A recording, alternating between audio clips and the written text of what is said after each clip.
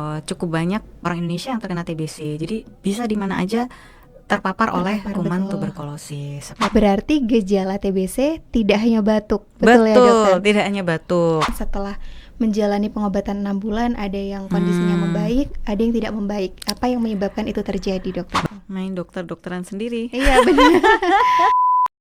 Halo sahabat sehat, welcome to podcast Rumah Sakit Paru Jember. Senang sekali hari ini saya Lirih Diana Purba akan menemani sahabat sehat semuanya dalam beberapa waktu ke depan di segmen Ngopi. Ngobrol Pintar.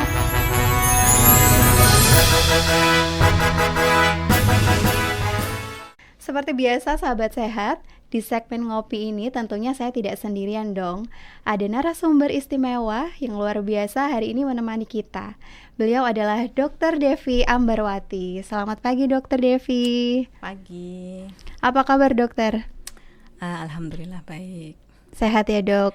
Alhamdulillah. Oke sahabat sehat, jadi Dr. Devi ini adalah dokter spesialis paru di Rumah Sakit Paru Jember. Dan beliau juga sekaligus sebagai ketua tim TBC di Rumah Sakit Paru Jember. Betul ya dokter? Oke sahabat sehat, jadi hari ini di segmen Ngopi ini kita bertepatan memperingati Hari Tuberkulosis Sedunia atau World TB Day tahun 2025. Nah di peringatan tahun ini untuk global itu mengusung tema yaitu Yes We Can End TB, Commit, Invest, and Deliver. Dan Kementerian Kesehatan Republik Indonesia berpacu dari tema global tersebut mengusung tema nasional yaitu Giatkan, Gerakan Indonesia Akhiri Tuberkulosis, Komitmen dan Aksi Nyata. Nah, sebelum kita bahas lebih jauh tentang tuberkulosis nih Dokter Devi, boleh nggak kita sedikit diberikan penjelasan awal mulanya itu gimana sih ada peringatan Hari Tuberkulosis Sedunia ini, dan sebetulnya harapan apa yang ingin dicapai oleh global ataupun nasional terkait dengan peringatan Hari Tuberkulosis Sedunia ini dokter? Oke. Jadi tanggal 24 Maret ini diperingati menjadi Hari TB Sedunia itu karena tahun 1882 Robert Koch menemukan bakteri Mycobacterium tuberculosis yang menyebabkan penyakit TBC. Nah, sejak saat itu kita memperingati tanggal 24 Maret sebagai Hari TBC itu untuk membuat masyarakat tuh aware terhadap penyakit tuberkulosis ini.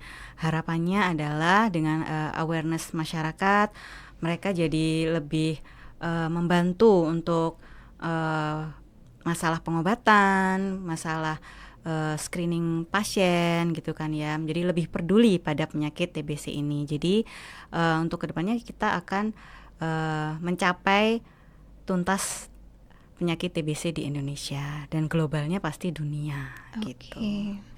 Oke, jadi awal mulanya itu karena di saat itu ditemukan bakteri penyebab TBC pertama kali. Jadi untuk mengingatkan momen tersebut sekaligus mengingatkan masyarakat global ataupun nasional bahwa penyakit tuberkulosis itu ada dan kita harus aware gitu ya dokter. Betul. Oke Dokter Devi, setuju nggak kalau misalkan saya katakan penyakit tuberkulosis atau TBC ini kalah populer dengan penyakit COVID-19 untuk di kalangan masyarakat?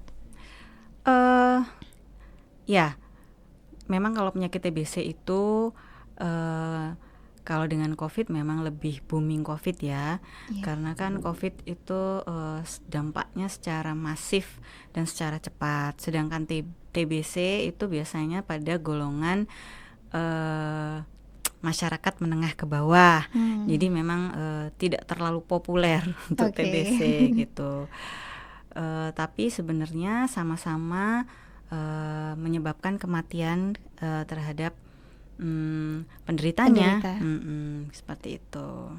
Oke, jadi padahal tuberkulosis ini muncul lebih dulu, betul, dampaknya pun sama besarnya dengan COVID-19, tapi masyarakat rasanya itu lebih takut dan lebih peduli ke COVID gitu ya dokter. Karena mungkin kalau tadi yang dokter Devi jelaskan, dampak atau gejala yang dirasakan oleh penderita itu mungkin tidak langsung ya dok? Langsung, jadi prosesnya memang kronis ya. Kronis di sini lambat. Jadi dia tidak akan kelihatan seperti COVID yang saturasinya langsung turun drastis, batuk-batuk kemudian sesak. Sedangkan TBC ini bisa berlangsung lebih lama.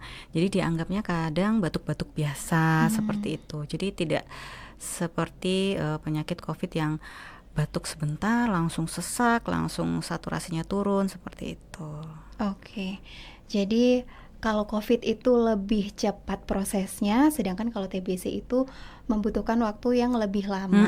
Nah, kira-kira tuh dokter, dari awal terpapar, kalau misalkan COVID kan mungkin kita terpapar hari ini, Ya, beberapa bisa. hari bisa langsung Betul, muncul gejala. ya. Nah, untuk tuberkulosis ini berapa lama dokter? Tuberkulosis itu tergantung imunitas masing-masing ya. Oke. Jadi bisa ada yang 2 minggu, kemudian ada yang berbulan-bulan baru muncul gejala seperti itu.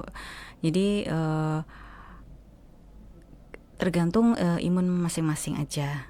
Kalau untuk pasien-pasien sekarang, trennya TBC bukan untuk pasien-pasien yang malnutrisi saja. Oke. Nah, biasanya kan TBC itu pada pasien-pasien dengan ekonomi menengah ke bawah. Oke, Karena nutrisi yang kurang seperti itu. Nah, sekarang trennya pada pasien-pasien yang memang imunokompromis. Imunokompromis di sini termasuk pasien diabetes. Oke. Pasien diabetes itu kan untuk pasien-pasien yang menengah ke atas ya. Iya, betul. Nah, di situ imunnya turun. Nah, itu jadi kena TBC juga. Gitu. Kalau dia lebih supresi lagi, gejalanya munculnya lebih cepat. 2 minggu, 1 bulan lah untuk kelihatan di ronsennya gitu. Oke, mungkin nggak dokter kalau misalkan misal kita kontak dengan pasien TBC dan gejala itu baru muncul setelah beberapa bulan. Jadi Iya. bakteri itu menetap di badan kita tapi dia Betul. tidak aktif, pasif Yes. gitu. Itu memungkinkan. Jadi 1 dari 10 orang itu 2 itu akan terkena TBC. 2 menjadi sakit, yang 8 itu tidak gitu. Jadi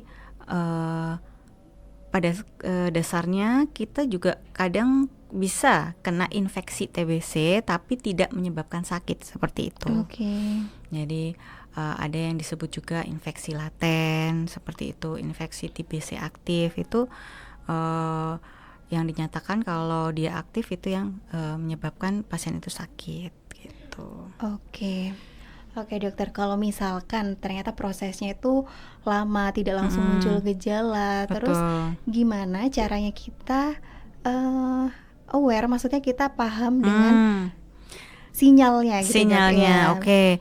Jadi gini, kalau misalnya sudah batuk 2 minggu nggak sembuh-sembuh, batuk sembuh sebentar, batuk lagi, kemudian demam, kok badan ini nggak enak terus ya, sumer terus gitu dalam waktu kurang lebih 2 minggu, kemudian berat badan kok cenderung turun ya gitu, bukan karena diet ya. Kok berat badan tiba-tiba turun gitu, dietnya nggak signifikan tapi kok berat badannya turun signifikan seperti itu. Yang itu gejala yang sangat harus kita waspadai.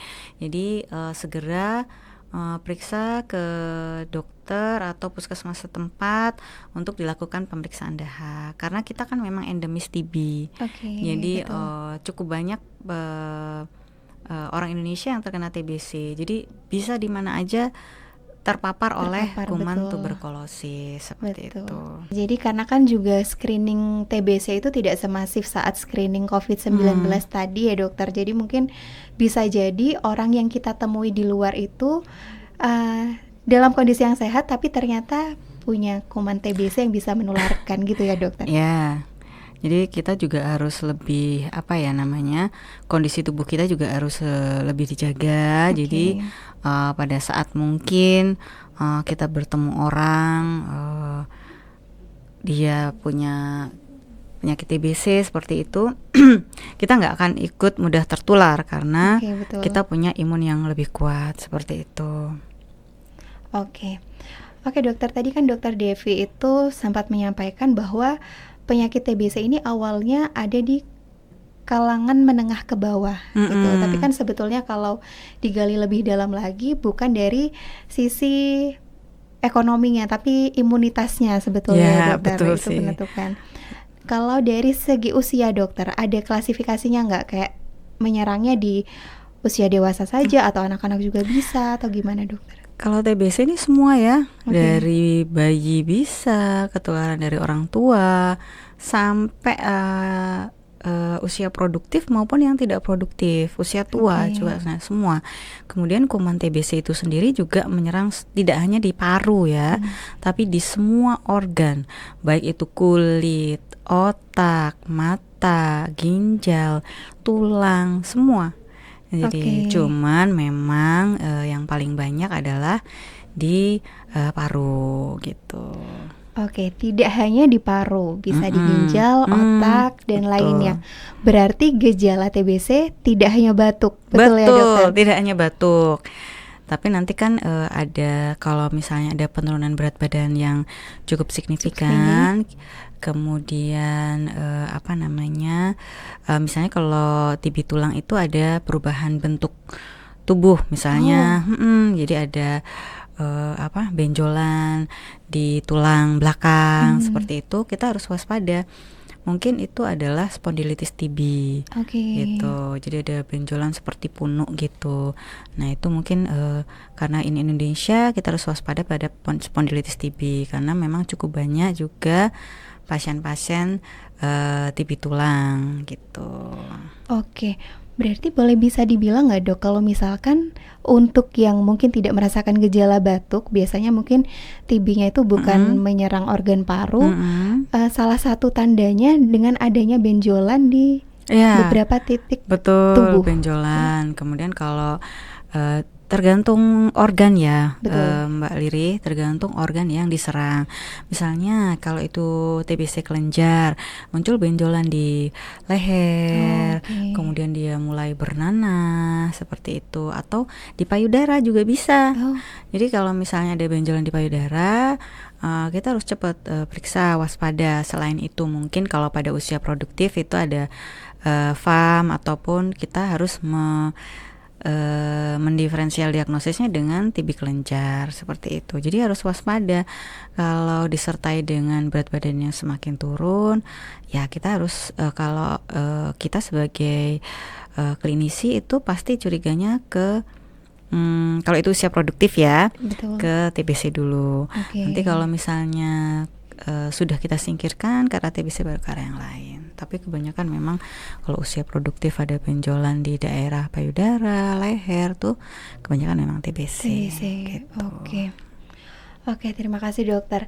Jadi gejala, kalau boleh saya ulang atau tekankan lagi, gejalanya tuh bisa batuk, tapi kalau misalkan yang diserang bukan organ paru, bisa dengan munculnya benjolan, kemudian berat badan yang turun secara signifikan. Atau juga mungkin ada tambahan, saya sempat sedikit baca-baca, keringat dingin di malam hari itu. Keringat dingin di malam hari itu kan memang karena dia mau demam. Iya, berarti demam itu salah satu gejala. Iya, betul. Jadi kalau dulu sih kita bilangnya trias TB. Paling umum ya, trias TB. Jadi batuk 2 minggu, demam 2 minggu dengan penurunan berat badan. Itu yang paling kita waspadai. Nah, semakin kesini kalau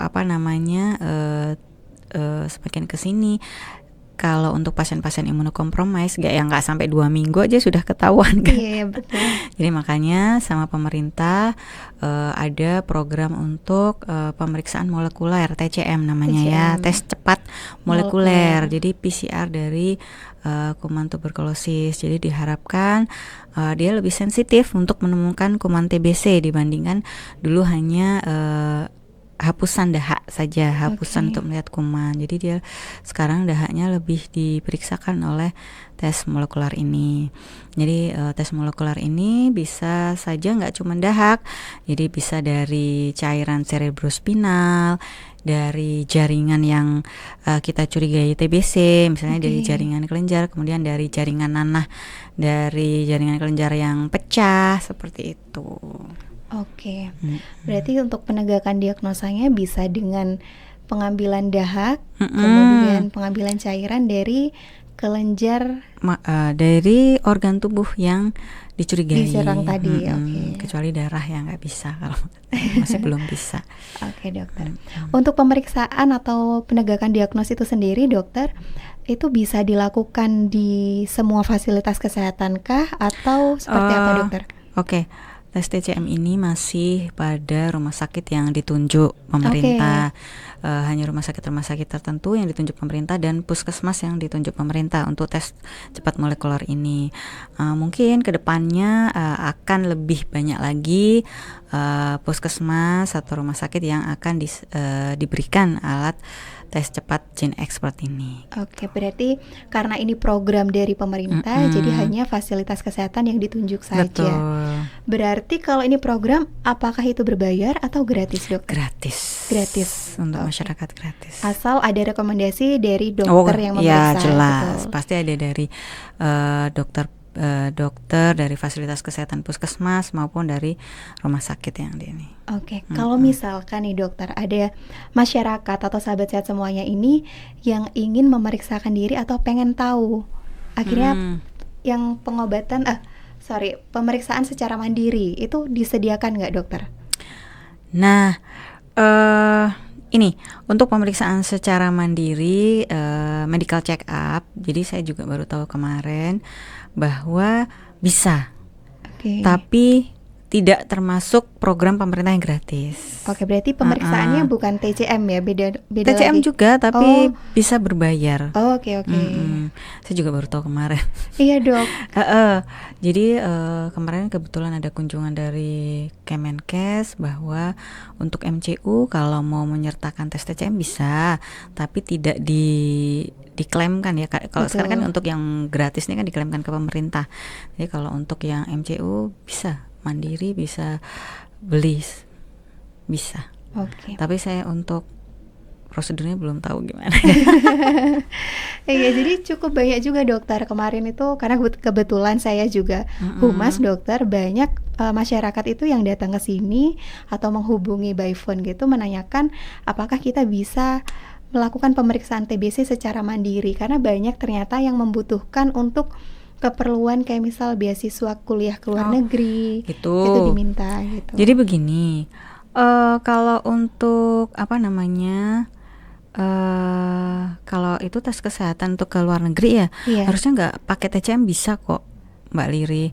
Saya sering ngisi itu hanya kita ronsen aja sambil memperlihatkan hasil ronsennya sama tes dahak itu cukup, hapusan biasa.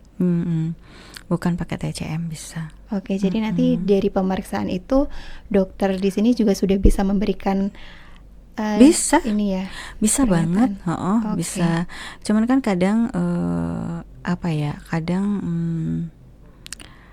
kayak instansi tertentu itu menunjuk rumah sakit tertentu.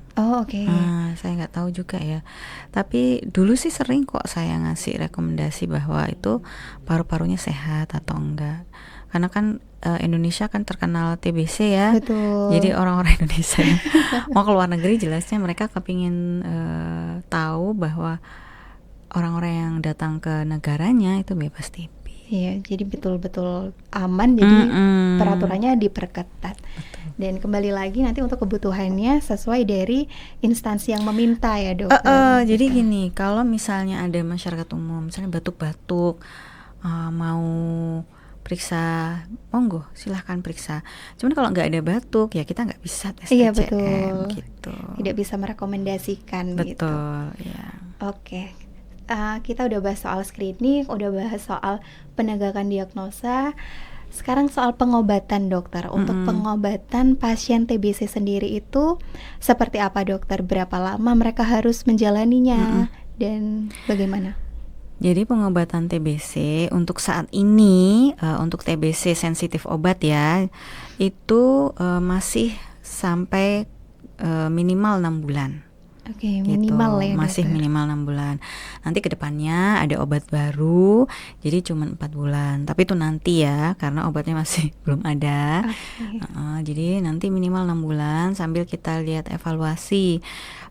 Kalau pasien itu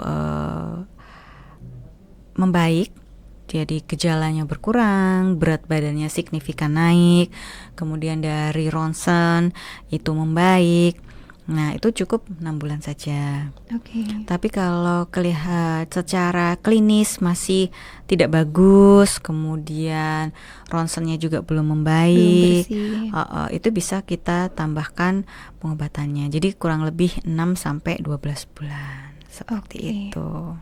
Oke dokter, apa yang menyebabkan tadi ada yang setelah menjalani pengobatan 6 bulan, ada yang kondisinya membaik, ada yang tidak membaik. Apa yang menyebabkan itu terjadi dokter? Banyak faktornya. Yang pertama faktor komorbid yang jelas. Oke. Faktor komorbid itu maksudnya adalah penyakit penyerta Penyerta. lain seperti kencing manis, kemudian imunokompromis yang lain seperti autoimun, seperti itu, ada gangguan ginjal, gangguan liver, seperti itu. Jadi dalam taraf pengobatan ternyata tidak cocok dengan pengobatannya, seperti itu. Kemudian ada gangguan liver, akhirnya kita mengubah regimen obatnya, seperti itu. Akhirnya daya membunuhnya juga kurang, seperti itu. Jadi banyak faktor, atau banyak sih. Kalau yang sederhana itu, kalau yang lebih rumit ada, tapi Oke. kayaknya cukup itu deh. Oke, jadi Gitu. faktor komorbid atau penyakit penyerta, atau mungkin kalau masyarakat bingung kurang paham, penyakit yang sudah diderita sebelumnya sebelum masyarakat itu terkena TBC gitu ya Betul. dokter. Itu menentukan tingkat keberhasilan dari pengobatannya tadi. Terus adanya Efek samping dari Oke. pengobatan itu sendiri gitu. Ada yang memang beberapa pasien tidak kuat terhadap obat TB TBC, tertentu betul. gitu. Jadi misalnya dia jadi ada gangguan liver atau dia jadi gatal-gatal, itu juga sangat menentukan nantinya ke depannya untuk pengobatannya jadi lebih lama gitu. Jadi karena adanya efek samping tadi, dokter yang merawat harus mencoba mengatur ulang obatnya ya regimen dok, obatnya gitu. Jadinya efek untuk memberikan pengobatannya bisa lebih lama, lebih gitu. panjang gitu. Oke. Mungkin dokter bisa jadi juga salah satu yang menyebabkan adalah tingkat kedisiplinan pasien Oh ya, betul. untuk minum obat. Betul ya dok ya? Betul, itu juga sangat-sangat ya. Yes, Iya, that's jadi- true. Jadi seperti yang sedikit saya tahu, untuk pengobatan TBC ini kan 6 bulan itu pasien harus betul-betul minum obat setiap hari. Betul, secara rutin. Betul. Jadi ketika kalau misalkan di satu hari itu pasien lupa untuk minum obat, katanya pengobatannya itu istilahnya harus ulang dari awal. Betul nggak dok? Sebenarnya nggak gitu juga. Cuman kenapa kita begitukan, karena biar pasien itu tertib minum obat. Oke. Kenapa sih jangan sampai ada bolong pada saat minum obat? Karena kita mau kuman TBC-nya itu tidak punya waktu untuk melakukan pertahanan diri terhadap obatnya. Oke. Jadi kuman itu juga pintar, Mbak Liri. Jadi dengan dia ada waktu tenggang tidak terobati oleh obat TB, dia berhasil menguatkan diri sendiri, berhasil mempelajari obatnya, dia memultiplikasi hingga dia tahan sama obatnya. Oh. Itu. Jadi mulai beradaptasi dengan Betul, obatnya ya. mulai kumannya. beradaptasi sama obatnya. Nah, kalau sering bolong-bolong begitu, takutnya nanti jadi TB-MDR, Oke. multi drug resistant. Jadi tidak lagi minum obat TBC yang 6 ada di bulan. puskesmas, tapi lebih advance, lebih tinggi lagi Oke. ke lini 2. Nah, itu efek sampingnya lebih banyak, seperti itu. Oke. Jadi kalau misalkan masyarakat itu atau pasien itu tidak tertib ketika minum obat, si kumannya ini tadi mulai beradaptasi dengan obatnya, akhirnya obat yang awalnya tadi itu bisa mengobati malah akhirnya nggak mempan karena Betul, nggak mempan Iya. jadinya. Makanya itu kenapa kita jangan sampai tidak disiplin. Oke, betul. Seperti itu. Jadi kita bikin kuman itu kelenger terus, Mbak Liri. Iya, betul. Jangan sampai dia sehat. Nggak ada waktu buat betul. menyiapkan diri. Menyiapkan diri untuk menamengi tubuhnya dengan obat Obat TBC tadi. itu, begitu. Jadi kalau pasien itu cuman tidak minum obat sehari sih bisa dilanjutkan. Oke. Yang dikhawatirkan kalau misalkan udah sehari bolong, besok-besoknya keterusan, akhirnya Betul, makin akhirnya nggak biasanya disiplin, gitu. ya.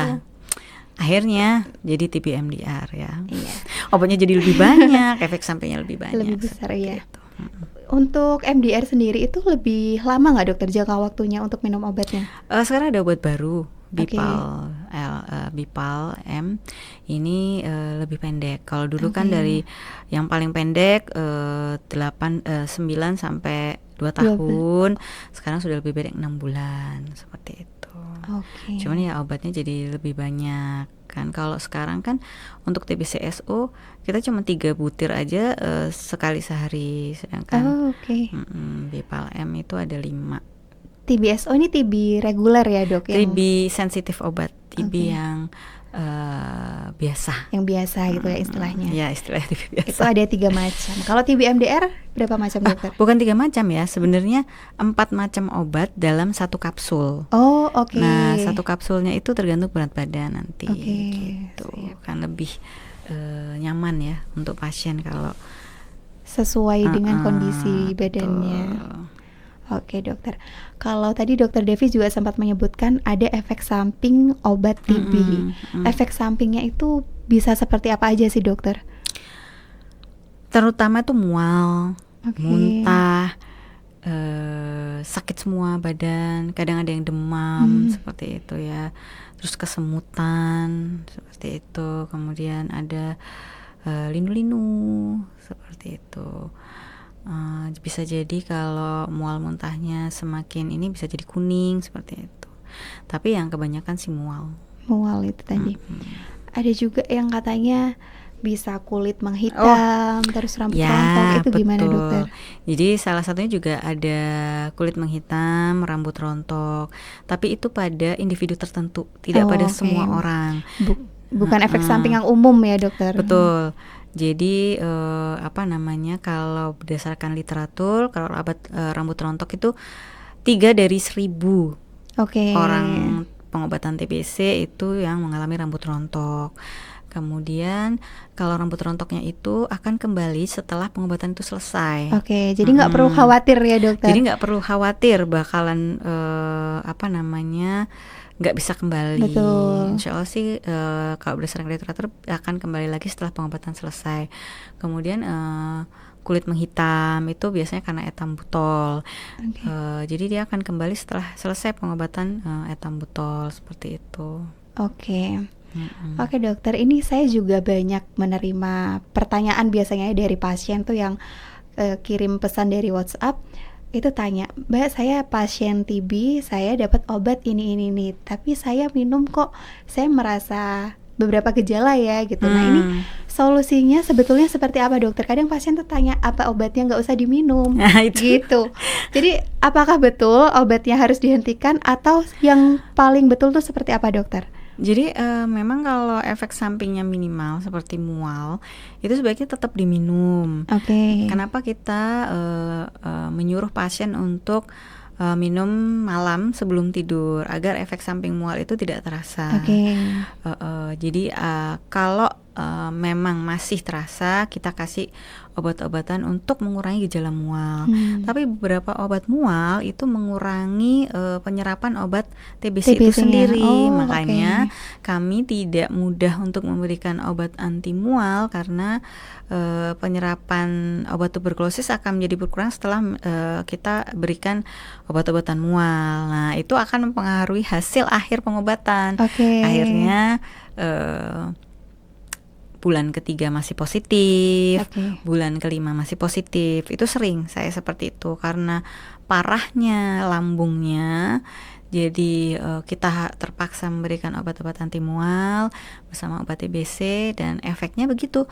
Harusnya bulan ketiga negatif, dia masih positif. Seperti itu. Menurunkan tingkat keberhasilannya. Betul, menurunkan tingkat keberhasilan pengobatan TBC.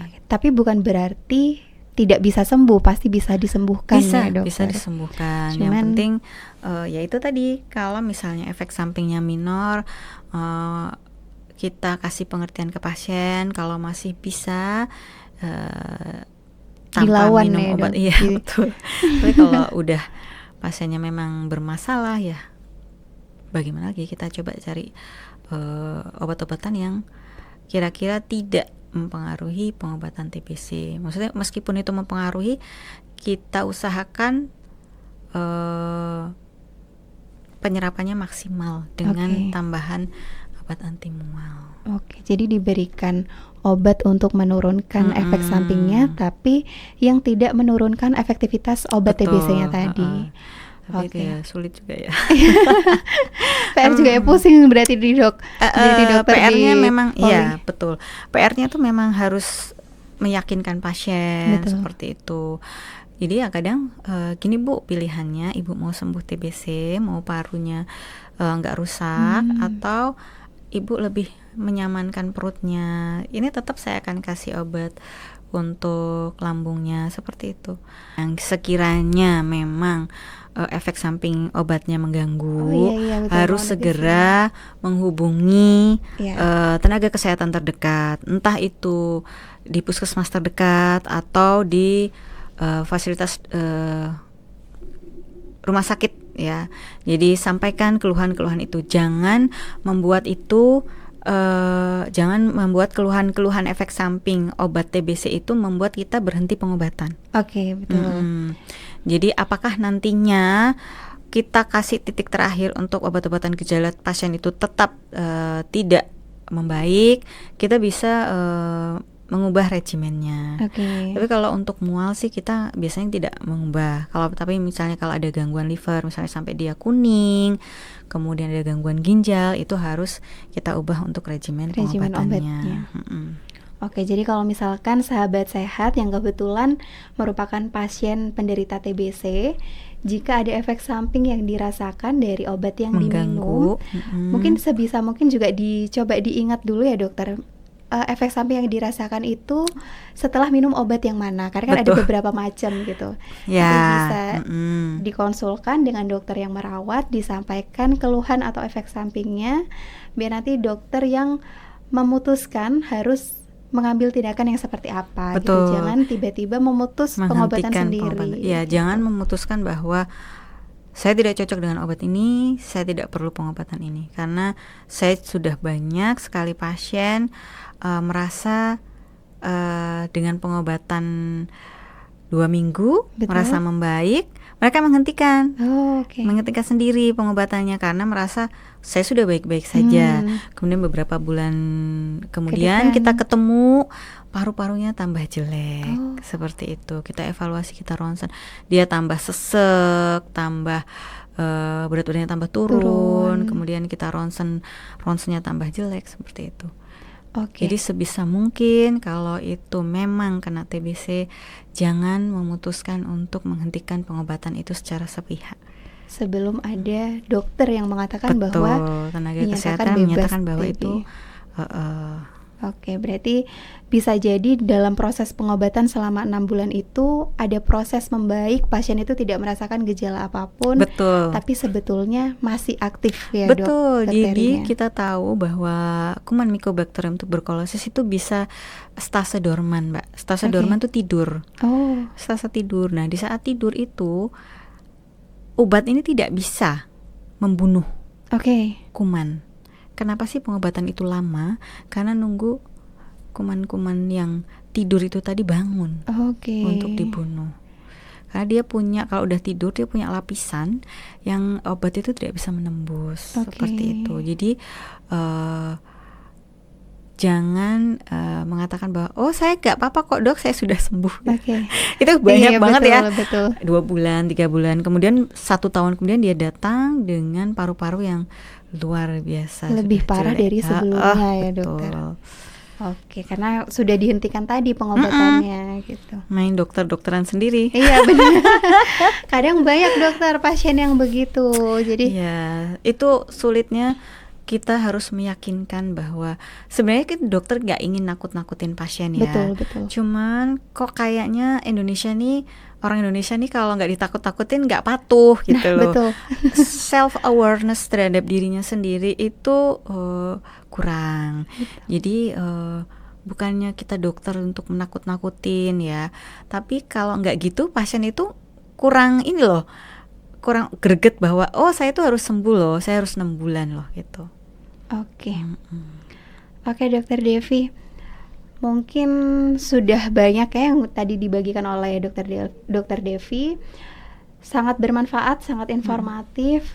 Mudah-mudahan juga bisa membangkitkan semangat pasien-pasien TBC yang sedang menjalani pengobatan, dan juga para masyarakat aware terhadap penyakit TBC. Jadi kalau udah batuk, sesek, berat badan turun, sering-sering demam, segera periksa. Harus periksa, ya betul. Jadi tidak hanya untuk masyarakat yang sedang menjalani pengobatan, podcast kita hari ini, informasi yang disampaikan oleh Dokter Devi ini juga untuk kita semua yang saat ini sehat. Biar kita tetap sehat, kita harus peduli akan penyakit TBC ini. Jadi kita harus peduli bagaimana proses penularannya dan bagaimana kita untuk mencegahnya gitu ya dokter. Iya Mbak. Oke, Dokter Devi, mungkin untuk terakhir ada pesan dan harapan yang ingin disampaikan oleh masyarakat terkait peringatan Hari TBC ini, dokter. Harapannya bagi yang sedang pengobatan tetap semangat untuk pengobatannya, tetap harus minum obat. Kalau ada keluhan atau ada efek samping, jangan menghentikan pengobatan sendiri, konsultasi sama kami, tenaga kesehatan, kemudian diselesaikan minimal sampai 6 bulan. Jangan pernah patah semangat. Kemudian untuk masyarakat umum, kalau memang ada keluarga atau teman atau masyarakat yang sekiranya sudah batuk-batuk lama, kurus, sebaiknya diajak untuk memeriksakan diri ke fasilitas kesehatan terdekat. Betul. Harapannya Indonesia end TB.